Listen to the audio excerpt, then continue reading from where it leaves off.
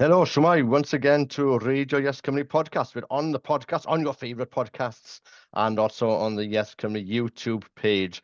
I'm very excited about this discussion today. So with Christine Moore, who's been a very active member of Yes Cymru from the early days, Christine. Loads of good stuff happening down there in the Bridgend, Penabont area. And you've got a fantastic idea, and that is fantastic because it's the type of thing which really pulls my strings, which you have an art for independence competition. You can correct me on the title, which is open to everyone. The submission date, people, is 60. Well, I'm going to say the Owain Glyndŵr Day, which, as you all know, is the 16th of September. So we need submissions by then, and it's for then exhibition in Neath, in the Queen Street Gallery in Neath, for loads of art of all kinds, but Christine explained to do around the independence theme. So, Christine Moore, croeso, welcome to the Radio Yes Cymru podcast. Good to have you here. Now, tell me, correct me, what's happening. Well, diolch yn fawr, Sean, and thank you for inviting me here today. And yeah, this is an idea. I'm a very amateur artist, so I've been trying to produce artwork for many years, with little success really, but personal pleasure. So I know, but I had started. I think it was like a lot of people. COVID kind of changed, the way in which people thought about spending their spare time. So really, over the COVID period, I started delving more in doing my own artwork. And as you know, I mean, I've been involved with Yes Cymru in the since 2017, really.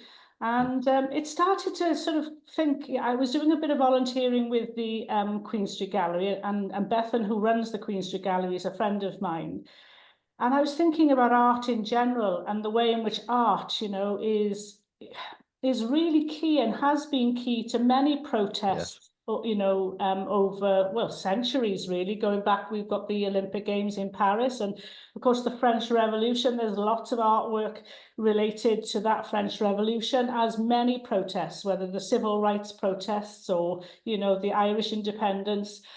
And it did make me think that Yes Cymru, generally speaking, is my opinion, but we don't use creative people's thinking enough in our campaigning. So it was really stemmed from those thoughts, those internal thoughts of mine about whether or not, an art of independence competition exhibition was a good way of trying to get the message of, what we're trying to do in Yes Cymru and get the notion of independence, to a wider field, to a wider audience. And of course, the creatives, by nature of being creative, is a good mechanism, I thought, to do that. So that's where the idea came from.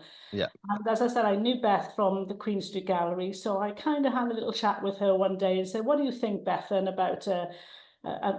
She's not an independent supporter necessarily. I mean, she's open to discussion, and we do have chats about it, but she was very amenable to it, and that's where it came from. So I presented it to the Yes Bridgend group, and they were happy to run with it. Well, it's not only a good idea, it's a fantastic idea, Christine. I mean, it's just fab, and this is a problem we get with Yes Cymru and the independence movement. Some people say, we need more economic policies, and then they'll say we need more of everything, don't we, basically? And there'll never be too much of anything. So we need more policy papers on economics and stuff. We need more artists. And you're absolutely correct. Every national movement has a big cultural movement before it precedes this.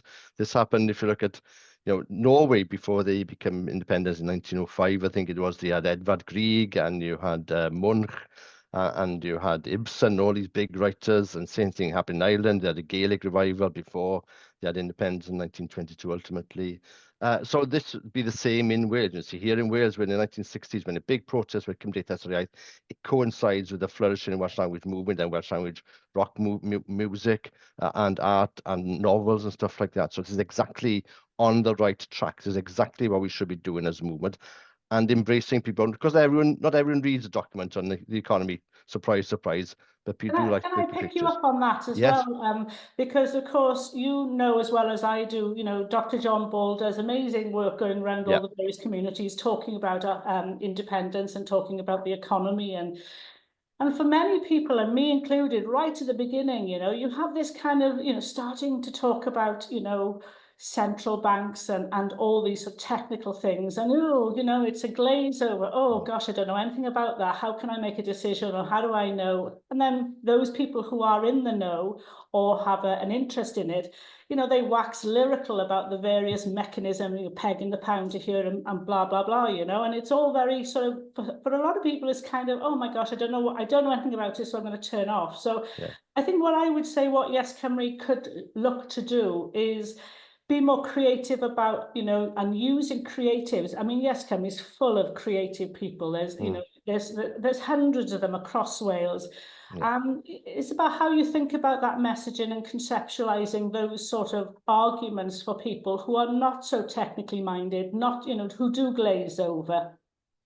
And, simple concepts like, well, for me, how I broach this, and I am a visual person, is to think about it in the most simplest of ways. So, one of the things I started to look at, and creatives are really good at this, is thinking about how, well, okay, what is a banking system? It's a man-made system. It was made, it was developed because, those people in power in the 17th century wanted to, control the money so that they could fund their wars. So I think if we use creative thinking and got, the sort of creative minds to think, how do you conceptualize the notion of a central bank in that more visual spectrum, to entice people to think about these things in a much more, and not necessarily a simple way, but a more understandable way. Yeah. And then if they are interested, of course, then, the likes of people like John Ball and whatever can give you the sort of, nuts and bolts of it. But I think there's a difference between a simple thing and simplistic, isn't it? So, I mean, absolutely, yes. So, I mean,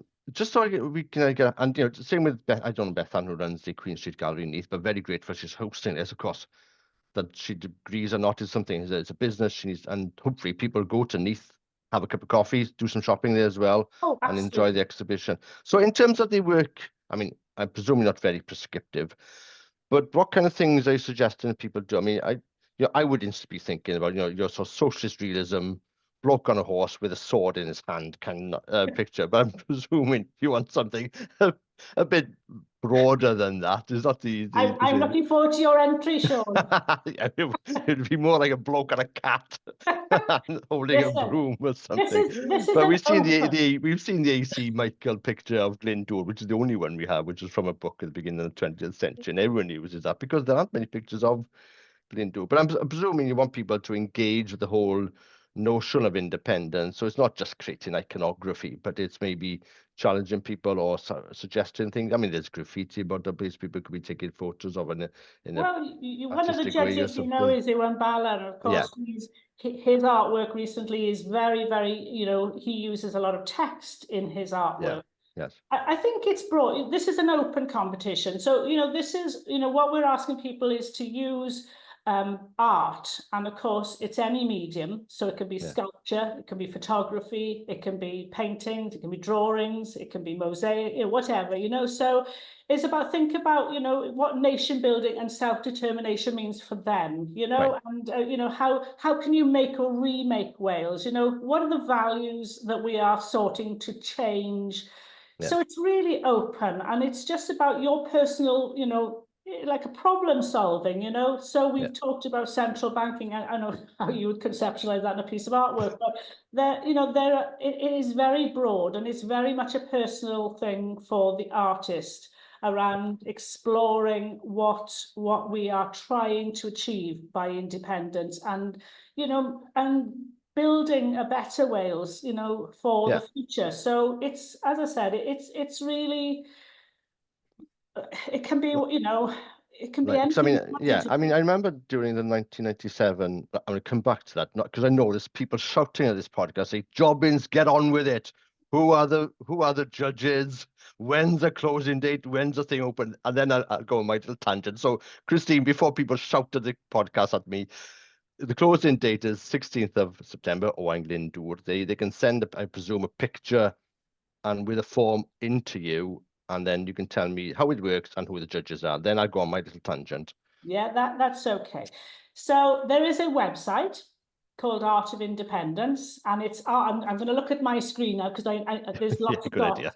So it's art.of.independence at I'm giving you the email now. So it's art.of.independence@btinternet.com. So that's the email address. Right. And then there is a website which is art-of-independence.wales. Right. And if you go onto that website, you will see there's guidance and there's also an application form. So it'll give you all of the key information on those two documents. And then the key dates for you to remember are, of course, in Owain Glyndŵr Day is the 16th of, 16th of September. I'm going to forget that myself.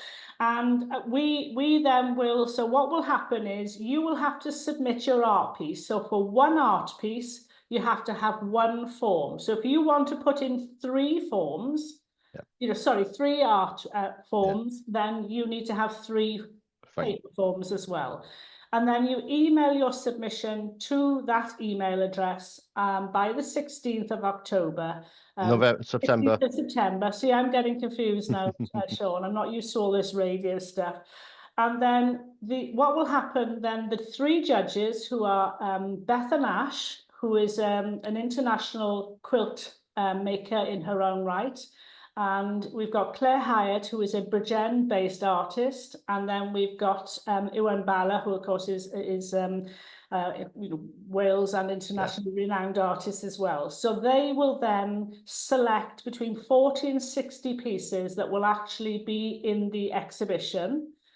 And that exhibition opens on the 2nd of November and runs for a month until the 30th of November. Yep. And then on the 3rd of November, those 3 judges will be coming to an open day at the Neath Gallery. I think it's between 2 and 4 o'clock. And they will then announce the winner of those art pieces that are on display. And it would be really, the Queen Street Gallery is actually on Queen Street in Neath, which is a pedestrianised street. And it would be lovely to see a massive, yes, it would. On that day. Is that 3rd? Is that a Saturday or what day is that? Sunday. So Sunday, the 3rd is the Sunday. So it opens on the Saturday, and then on the Sunday they announce who the winners are. And we'll have a bit of a sort of, the plan is that we'll have a bit of sort of nibbles and maybe a little glass of the wheat fork or whichever you fancy.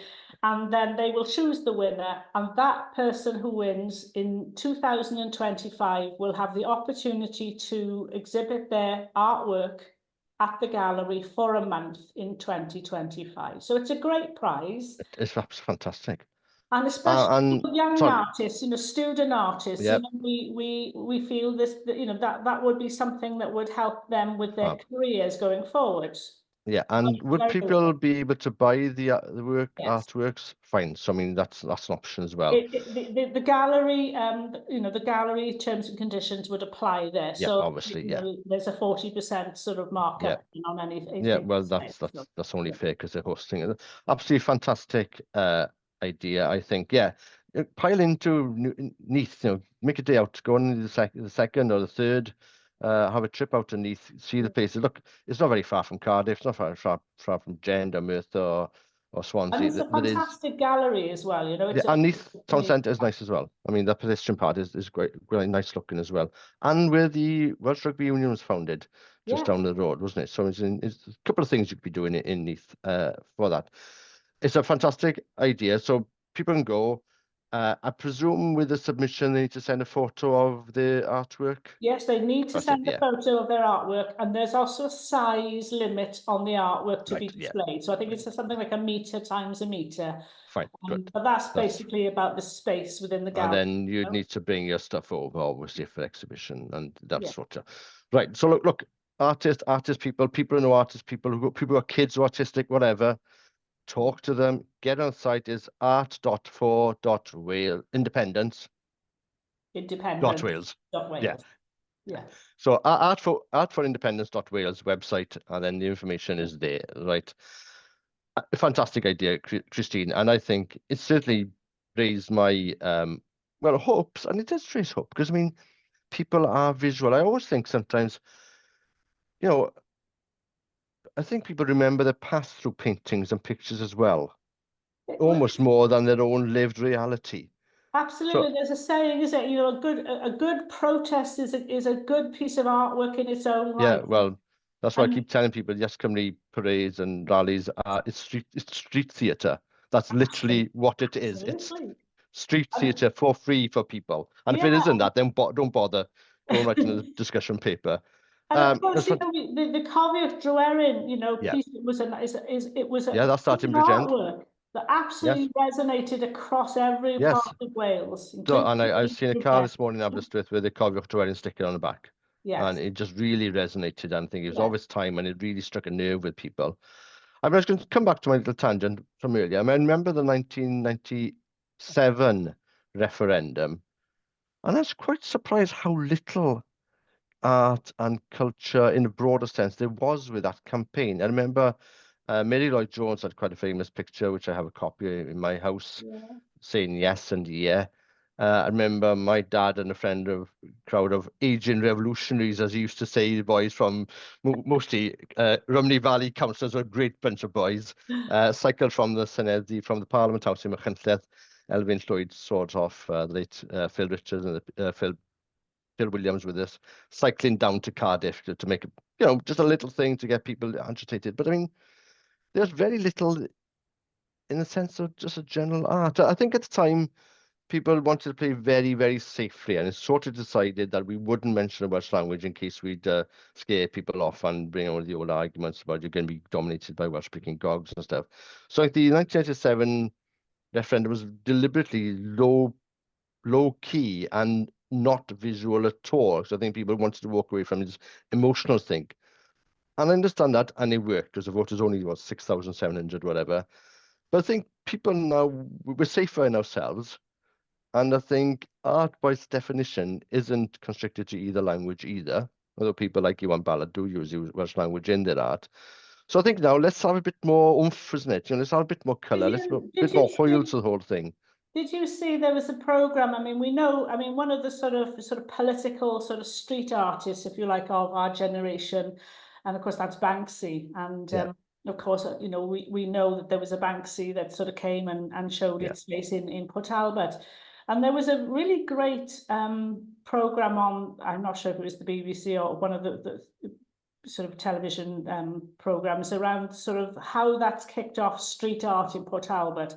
And it was a really good programme. And when you were looking at the sort of street art they were producing, you had, references to, Ivan Novello and all of the sort of, but it did speak of Port Talbot. And of course, the thing with Wales, there are many, many visions of Wales, and I think, if we can get those people who are, thinking about self-determination and around an independent Wales, those from Port Talbot, maybe their sort of imagery will be, their Wales is slightly different maybe than, the sort of Wales of Carnarvon or Bangor, but it's all Wales. And we have to kind of, and this is what vision can do, because if we've got messages to speak of our nation and it's all its complexities in a very visual way, that that independence isn't just about language, it isn't just about this perception of Wales, that it is much broader, and and I think that's a really powerful message, that all the various diverse communities across Wales. And I think, and it shows, as I say, it shows the complexity and the intelligence as well, because I mean, by definition, I would imagine it'd be quite some interesting and maybe even challenging things going up there, and that's exactly what we want to be. We need to be we need to be an intelligent nation as well. And there's a lot of history, and I remember one of the seminal books I read or pamphlets was The Aesthetics of Relevance by Peter Lord in around 1989 or something, 1990. Fantastic group. Basically, there's an aesthetics of relevance. It's not who decides what aesthetics is. And if something is relevant to you, then maybe for another person outside that community or something, it doesn't strike a chord. But I mean, maybe for you it does.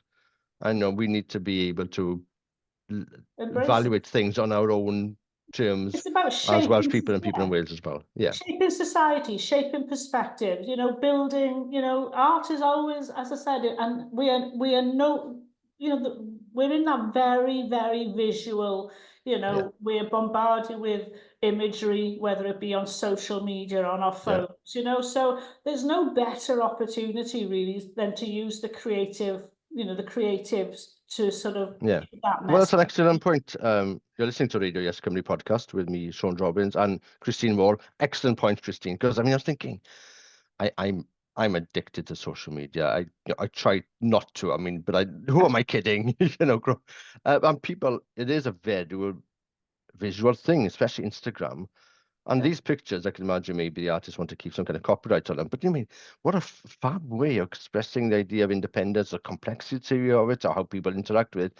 But to stick it on Instagram or TikTok or something, so people actually looking at it on Facebook more maybe than reading books. So I mean, we need both, don't we? But I mean, as you say, this is exactly, and if we get 40 pieces of art coming in here for the exhibition, that's loads of stuff. And if people are uploading those stuff on social media, then there's a lot of people sharing that idea of independence or what Wales could be, or a future for Wales, and a more exciting future for Wales, and also what things maybe they're afraid of, you know, with independence. So, I mean, I think it's an absolutely fantastic idea, and hopefully people will stick it up on the social media as well. We do have a Facebook group, page for the Art of Independence as well. So if people want to take a little look and they find all of the information there, or share your ideas, you know. We'll stick it on the WhatsApp for me, and then I'll stick it under the with the links and the YouTube and the podcast as well. No, exactly, fantastic idea, and I think it's sort of tapping in hopefully to the spirit of the 1960s we had in Wales when lots of things were kicking off, not just hard politics, voting and stuff like that, but obviously in the cultural sphere as well. Christine, just a bit about yourself.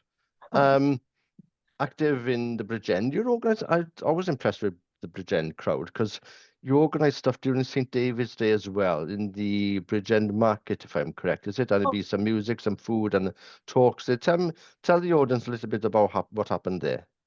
Well, I think I'm born and bred Bridgend, and anyone who's from Bridgend town, as where I'm from, is, you know, always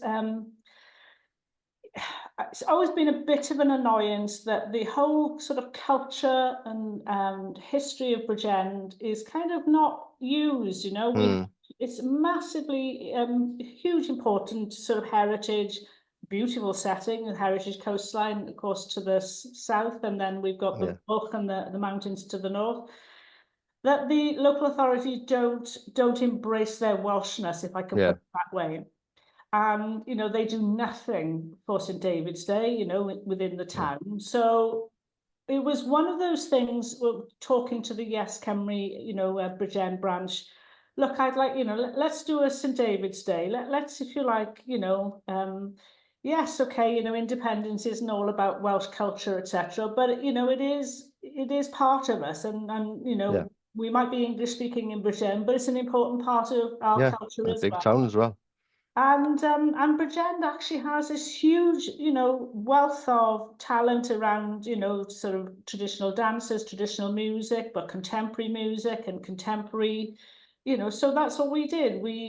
I knew the people in the market, and I went to them and said, look, you know, can I organise a St. David's Day event smack in the middle of the market? And yes, please do. And it went from there. And of course, then we had a couple of years where we did it, and then we did it online because during COVID, we did a Zoomed version of a St. David's Day event. But it was, I think the thing about, you know, messaging for Yes Cymru is, you know, it's piggybanking on various ways. You know, there's no one way of doing this. The marches are fantastic. Yeah, preach, you know, Christine, preach. It gets me because what's the point of Yes Cymru? That's all I do is ban on bridges or marches. Yeah, fine. Because a lot of people do that, but there's other stuff happening as well. You know, it doesn't have to be because you don't like one part of what Yes Cymru does.